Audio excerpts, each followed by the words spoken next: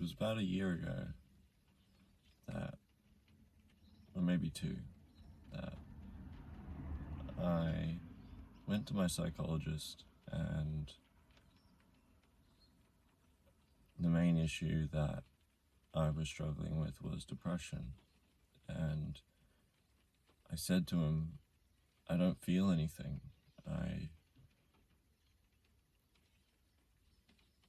The only time I feel good is probably when I'm doing urbex, which is, by the way, urban exploration. It's like exploring abandoned buildings. So this time I used to go out and feel good feelings and have something that I was motivated to do and look forward to, was to go out and do this. And I didn't know why. And I'll get back to at the end of the video the reason why.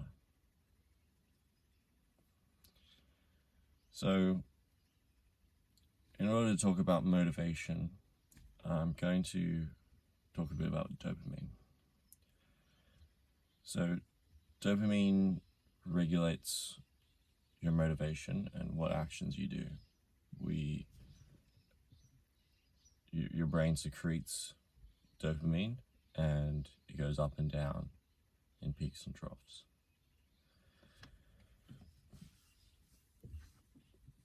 The idea is that your brain releases dopamine when it anticipates a reward. So if you take, for example, eat a sweet treat like a cake or a lolly or something, and that always makes you feel good. When you're about to eat the lolly, or you need to do something that's going to lead you to the lolly, you secrete dopamine and you experience a spike, and that makes you feel good. Now, the dopamine system is quite sensitive, and it was designed originally, evolutionary wise, to basically motivate us to do the actions that are going to get us good things, and we feel good from it, so we continue doing it. So this happened, with hunting and gathering and building shelters and taking care of the young and like children and stuff like that. So there's two ways in that weed is affecting your dopamine system, and I'm going to go into them. So way number one is that when you get a huge dopamine spike, something quite novel happens compared to when you get that usual spike from something simple in life. So weed is obviously, because it's a drug, there's nothing stronger than drugs. We know this, like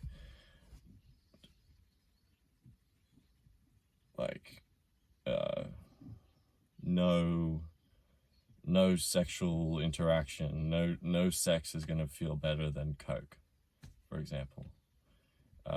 You might subjectively think this, but coke's gonna give you more dopamine, that's for sure.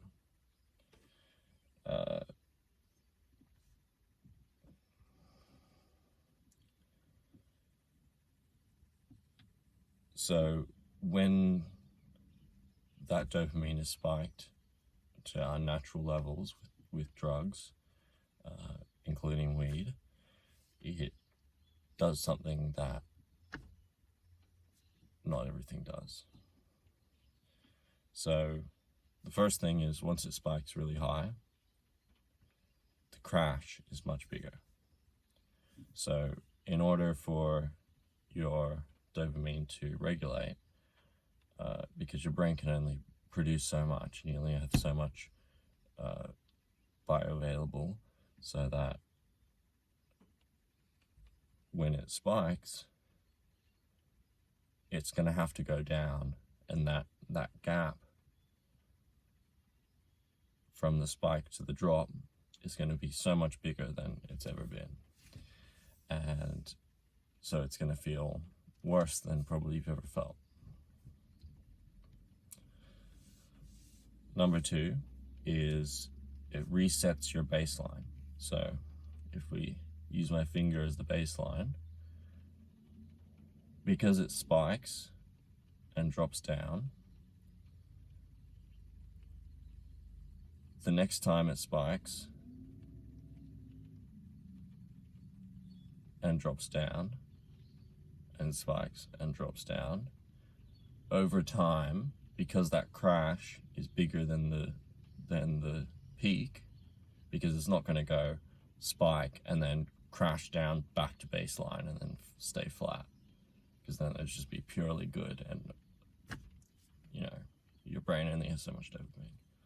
So it's going to spike, go down below the baseline, and then again, if it has that same spike, it's going to go down even lower. So eventually, over time, if you keep having these really drastic spikes, the baseline is going to lower and lower. So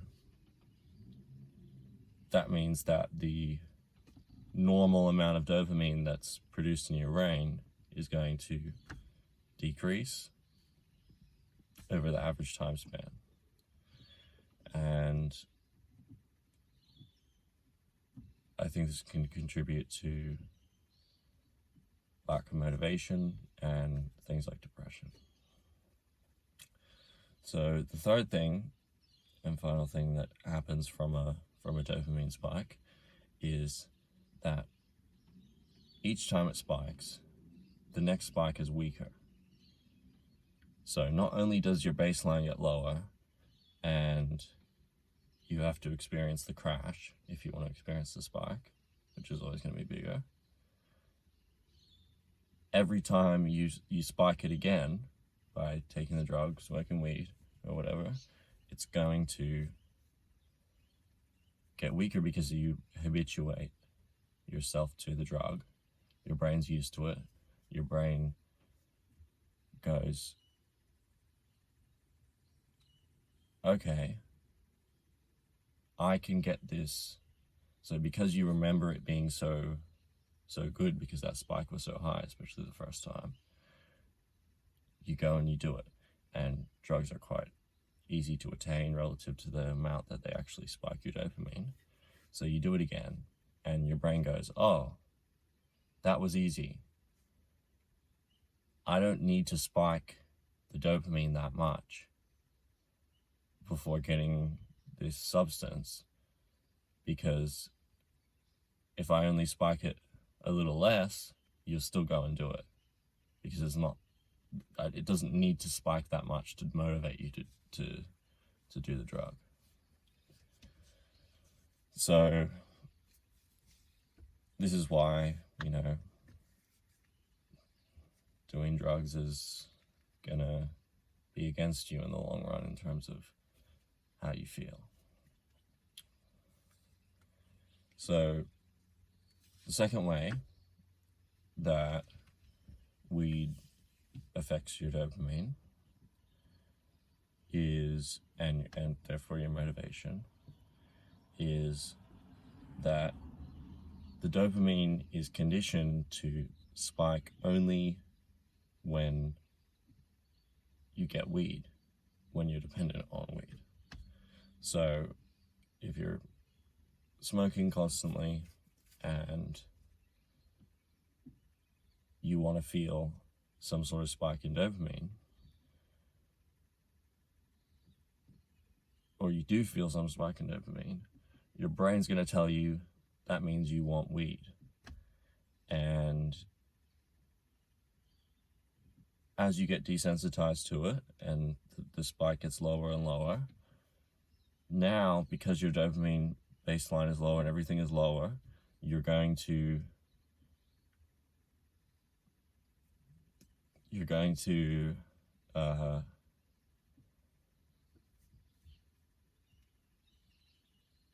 enjoy normal natural activities like going for a walk or eating food or whatever way less. And because of that difference between how little you enjoy natural activities compared to how much you enjoy weed, you're going to compare those two things, and then also how hard it is to do a natural activity versus how hard it is to punch a cone, which is quite low. You're always going to go and seek out the weed, and that's going to be the only thing that makes you feel good. So weed dictates your dopamine spikes rather than life.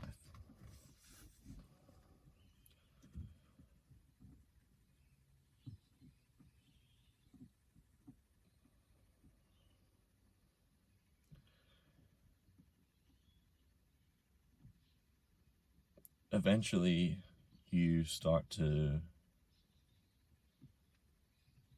after smoking for a long time, realize that weed is starting to end up feeling just as good as normal daily activities used to feel before weed.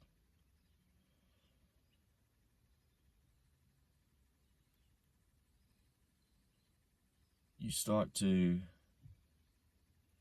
not get so high. It starts not to be this amazing thing that has such a huge effect on your body and mind, but just something that keeps your dopamine spiking, so it doesn't just stay flat and you feel terrible all the time.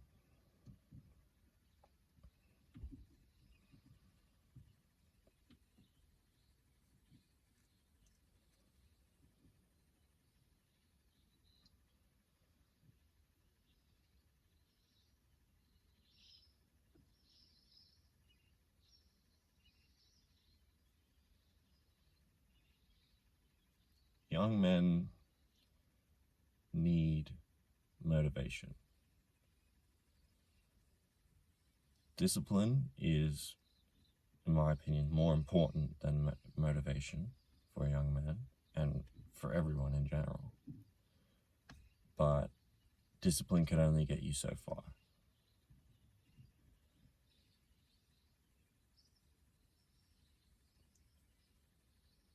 You will use discipline to get yourself off of weed. So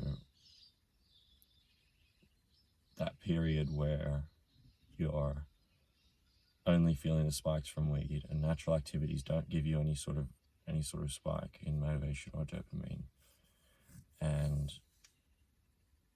you decide to just do it anyway because you know that's what's going to get you to that better place. That's discipline, and you're going to need to do that for a while to get yourself out of this negative feedback loop. But you can't do it forever on its own.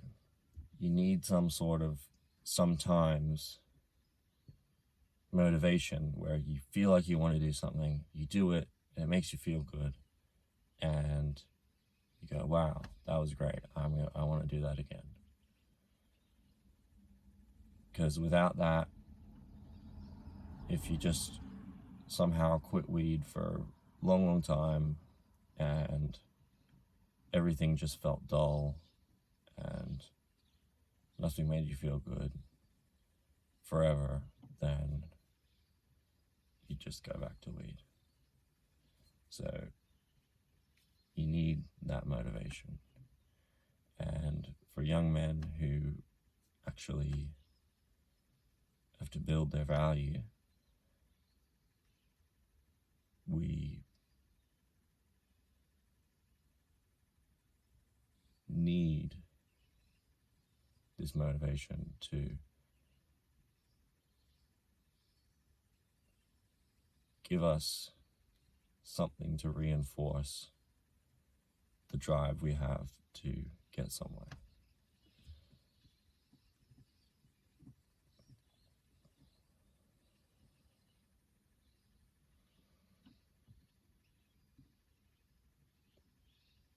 So, in my story earlier, I spoke about what I was saying when I was complaining to my psychologist about the only time I felt good. And I realize only now, looking back, that those times when I went out and did urbex were actually the times that I'd meet up with a friend that I do urbex with, and we'd have a sesh and we'd smoke his really, really high quality weed, and I'd get so much higher than I would usually get. And I thought that the only times I felt good was doing that.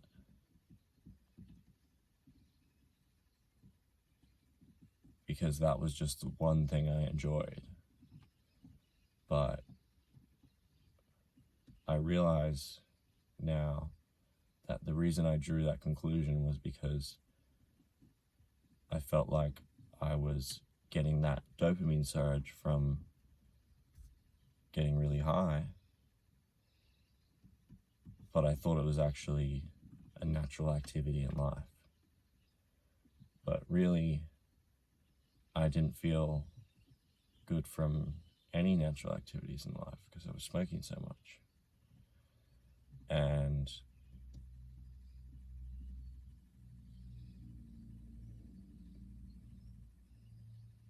what I should have done there is had some awareness and realized that the reason I wasn't feeling good from life is because I was feeling good from weed.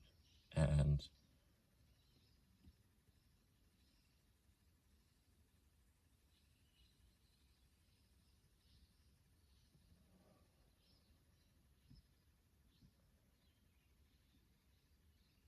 my motivation to do anything was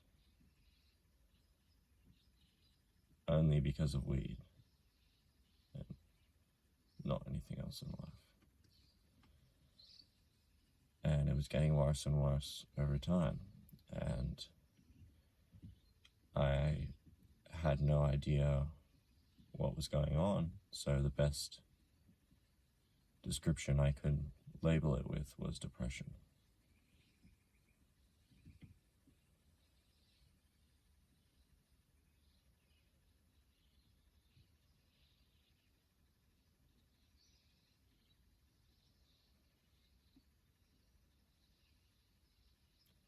My name is Luke. I help young men quit smoking weed, and if there's any topic that you would like me to talk about, leave a comment below what it is you want me to talk about, whether it's talking about why young men need to quit smoking weed, or a certain problem with how to do that you might be experiencing. Or even if you just want to know something about my experience, like, I don't know, how did selling weed affect your use of weed? Did it make it, if that's an example of something you might want to know.